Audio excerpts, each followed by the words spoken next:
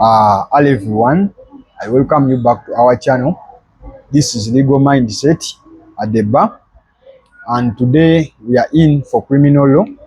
One, fundamentals of criminal law. We are going to look at one of the most technical defenses, the defense of the defense of diminished responsibility.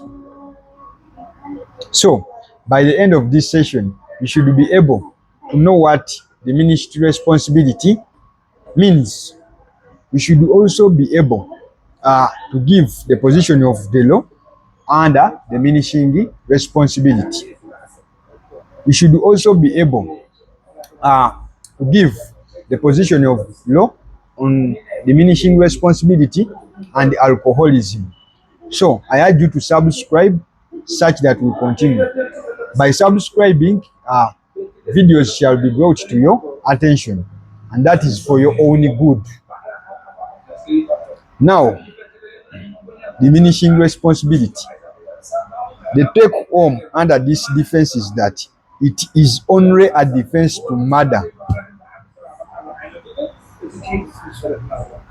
Diminishing responsibility is a partial defense in criminal law where a defendant is considered less culpable for their actions because their mental state was abnormal, or it had a disorder at the time they commissioned the offense. And the defense of diminishing responsibility is a partial defense, and it only reduces murder to manslaughter.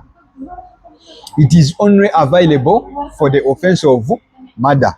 You cannot say that I have broken this glass, but I was under diminishing responsibility. No way.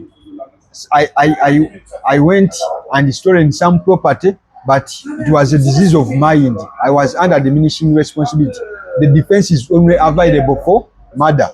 So the defense of diminishing responsibility is provided for under section 177, subsection 1 of the Penal Code Act, cap 128, which provides that where a person is found guilty of murder or being part of murder, the court is satisfied, and the court is satisfied that that person was suffering from such abnormality of mind, diminishing responsibility, that his mind was impaired, or he was not mentally responsible for the act or omission due to the disease of mind. That person shall be found guilty of murder by that court, but under diminishing responsibility. It means their offense will be mitigated to make it manslaughter. Now, what is the burden of proof under diminishing responsibility? Who bears the burden of proof when proving diminishing responsibility? So, in diminishing responsibility, section 177, subsection 2 of the Penal Code, cap 128, provides that it shall be for the defense to prove that the person charged was suffering from an abnormality of mind. So, the burden will lie on the defense to provide all the documents which show that, all the instances which show that the person completed the offense under diminishing responsibility. Now, the standard of proof in diminishing responsibility is also a balance of probabilities. This is something very wonderful, and it was laid down in the case of Uganda versus Owora Field, a case of 2004. So, when does diminishing responsibility apply?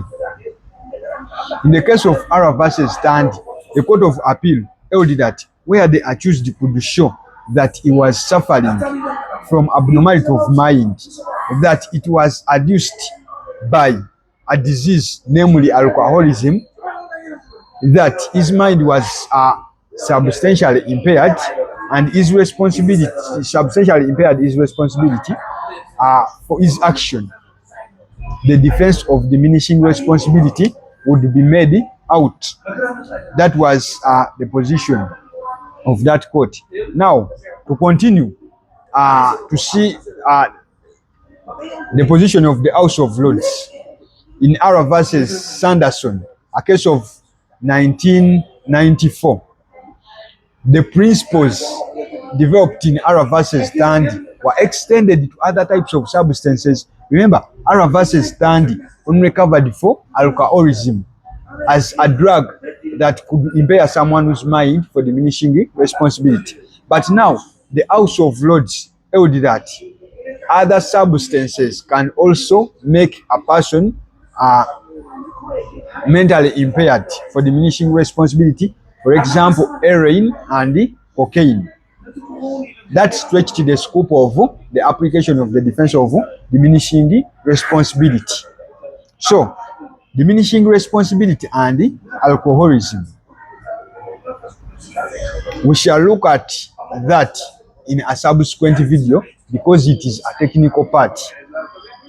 Because court has to, prosecution, the defense has to prove that this person has an alcohol syndrome.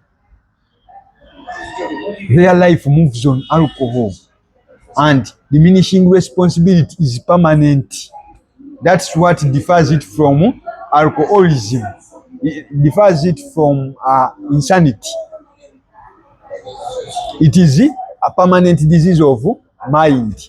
That's why if you are convicted for murder under diminishing responsibility, you shall not be exonerated fully from the offense. You shall be taken to a rehabilitation center. Because if they release you to go, you will kill other people. Because your disease of mind is permanent.